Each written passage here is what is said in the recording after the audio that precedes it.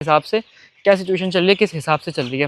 अगर आपको मोटेलिटी दिखाऊं तो भाई अभी यहाँ पर जो मोटेलिटी है वो तकरीबन उसके अलावा आप बट को हाथ से पकड़ के चेक करते रहें। देखें जो एक्सपर्ट होगा ना फील्ड का, उसको तो मैंने जो नोट किया अभी तक, उसको यूनिफॉर्मिटी हाथ से बट पकड़ के पता लग जाता है कि बट इस टाइम पे ओवर वेट है, अंडर वेट है, बट कहाँ खड़ा हुआ है, एक एक चीज़ का अंदाज़ा हो जाता है कि गर्दन बहुत ज़्यादा ख़राब थी। और उसके अलावा जो 2 चूज़े थे उसमें से एक में गैस का मसला था, उसकी इंटेस्टाइन और बाकी सब चीज़ें बता रही थी कि उसकी स्मेल बता रही थी कि उसमें गैस का इशू है खोलते ही। और जो दूसरा चूज़ा था वो बेसिकली उसके लिवर का इशू था। तो ये सारी चीज़ें खैर वक्त के साथ साथ आप खोलते रहेंगे तो बट का आपको अंदाज़ा होता है। अस्सलामुअलैकुम and welcome back to another episode. आज की दोस्तों उम्मीद करते हैं कि आप सब लोग खैरियत से होंगे। तो भाई आज की जो वीडियो है ना, उसमें अगेन अपने शेड से ही शुरुआत करेंगे और कुछ चीज़ें हैं जो आपको बतानी है, दिखानी है, और वो सारी की सारी चीज़ें इंशाल्लाह ताला आज की इस वीडियो के अंदर डिस्कस करेंगे। अच्छा पहले ही बता दूं वीडियो शुरू करते हुए भाई टॉपिक क्या है। टॉपिक जो है ना बेसिकली वो ये है कि आज जो है हमने कुछ बर्ड्स हैं जिनको फ़िलहाल जो है ना वो करना है, क्या करना है, उनका पोस्टमार्टम करना है, मोर्टेलिटी की रूटीन चेक करनी है, क्या हिसाब किताब होता है फार्म का। एक ओवरऑल मैं आपको प्रेजेंस बताऊंगा क्या होता है। लास्ट 3-4 ब्लॉग से मैंने नोट करा है कि भाई ब्लॉग बहुत ज़्यादा गिचमिच हो रहे हैं और बात शुरू कहाँ से होती है ख़त्म कहाँ से होती है अलग अलग गिचमिच चल रहा है। तो इसलिए मैंने सोचा कि आप फोकस होकर ब्लॉग बनाएंगे और जिस दिन दिल नहीं करेगा उस दिन छोड़ देंगे। यानी कि अक्सर ऐसा होता है कि भाई काम का इतना ज़्यादा लोड होता है ना कि आपको फैसला ही नहीं कर पाते कि आपने करना क्या है। तो जिस दिन काम यानी कि लगा के थोड़ा बहुत भी दिमाग उल जाओ उस दिन ब्लॉग ड्रॉप कर देंगे। अब आप लोग बताएं कि आप लोग हफ्ते में 4 व्लॉग चाहते हैं गिचमिच वाले, या हफ्ते में 1 व्लॉग चाहते हैं जिसमें कोई एटलीस्ट हम बिल्कुल ही फोकस होकर चलें। दोनों में से खैर अपने हिसाब से पॉइंट ऑफ व्यू से आप लोग बताएंगे तो सर हम उसको लेकर हुए चलेंगे इंशाल्लाह ताला। अच्छा खैर अभी मैंने आपको बताया कि आज हमारा काम क्या है।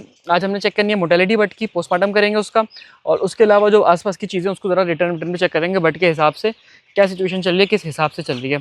अगर आपको मोटेलिटी दिखाऊँ तो भाई अभी यहाँ पर जो मोटेलिटी है वो तकरीबन है 1 2 3 4 5 बर्ड्स की मोटेलिटी यहाँ पर प्रेजेंट है।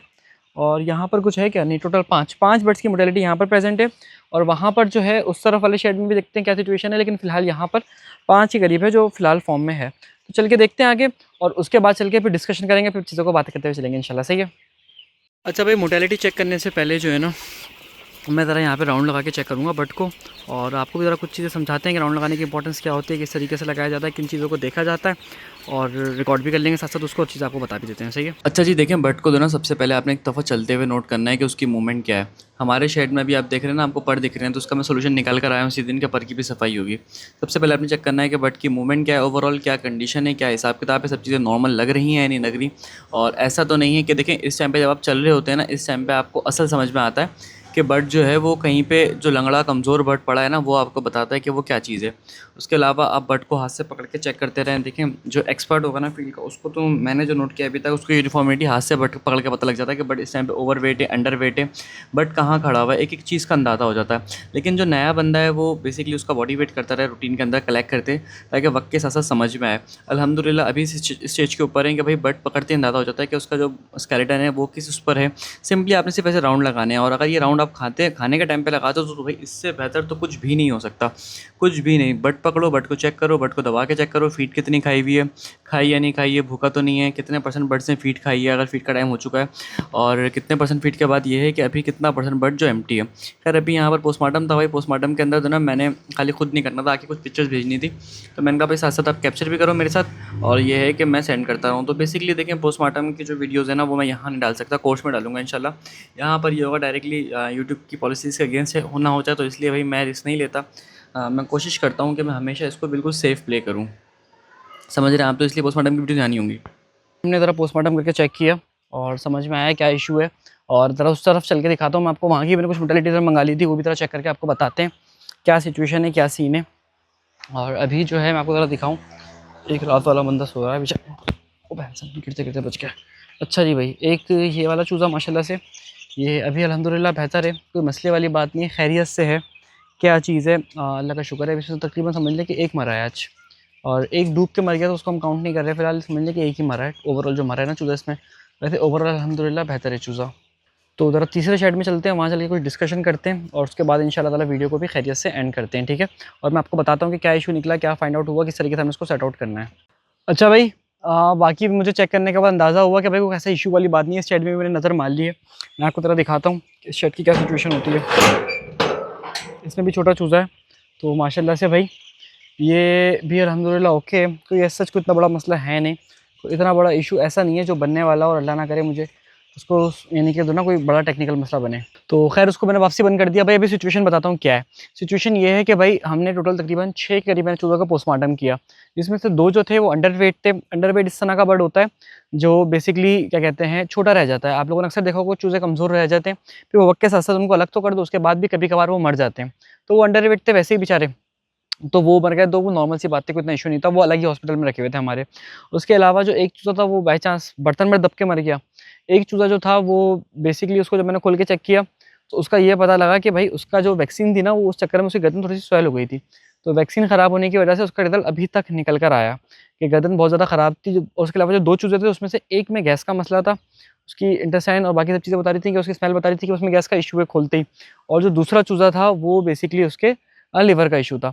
तो ये सारी चीज़ें खैर वक़्त के साथ-साथ आप खोलते रहेंगे तो बट का आपको अंदाज़ा होता रहेगा। लेकिन ज़रूरी इसलिए था कि भाई चेक कर लें कि अल्लाह ना करे कोई बड़ा मसला तो नहीं है। अगर कोई बड़ा मसला है तो उसको सॉल्व जल्द से जल्द किया जाए। तो लेकिन खैर अभी मैं आपको पर्सनली बताऊँ, हमारे इस शेड में थोड़ा बहुत इकोलाई का मसला है। तो उसके लिए मैं पहले से एंटीबायोटिक इस्तेमाल कर रहा हूँ और आज 24 आवर कंप्लीट हो चुके हैं। इंशाल्लाह यानी कि कल आई थी बेसिकली, तो तकरीबन 3-4 दिन जो है ना कंटिन्यूअसली चलेंगे। अच्छा यहाँ पे अजीब से कीड़े चलते हैं। ये कीड़े जो ना अक्सर आपके गर्दन-वर्दन पे दिख जाए, इसलिए मैं फ़ौरन चेक कर लेता हूँ खतरनाक कीड़ा तो नहीं है। तो अब ये है कि एंटीबायोटिक जो है अगले तकरीबन 3-4 दिन कंटिन्यूअस चलेगी, और अल्लाह ने चाहा तो इसकी मोर्टेलिटी जो आज तकरीबन 6, 7, 8 के करीब है, यानी कि इनकी भी 2-3 की है ना, तो तकरीबन 8 के करीब मोर्टेलिटी फिर आहिस्ता से इंशाल्लाह कम होती जाएगी।